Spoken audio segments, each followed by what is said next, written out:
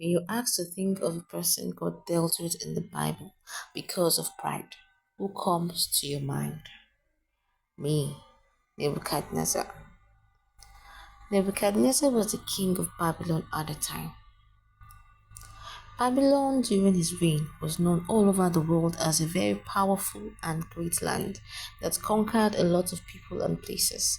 It grew in leaps and bounds and was respected and feared at the same time. But of course, not feared by the Hebrew boys. It was what we call world power. The Bible book of Daniel chapter 4 verse 20 talks about a dream Nebuchadnezzar had that made him restless, and he sought to know the interpretation. Hence, he sent for all the wise men in Babylon.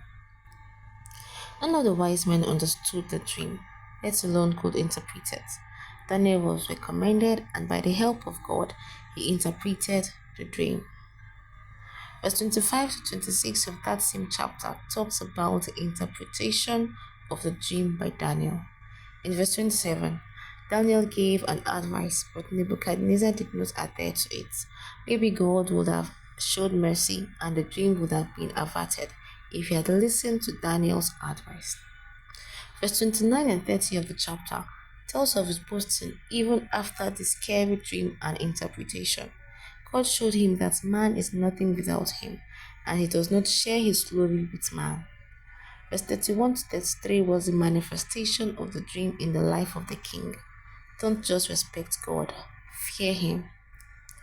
After the 7 years was complete, God restores the manly status and the throne back to Nebuchadnezzar. And in 34 and 37 of the chapter, the king, having learned his lessons the hard way, acknowledged God and gave him his deserved glory. Please do not wait for the Lord to deal with you before you get rid of pride and acknowledge Him for everything you are.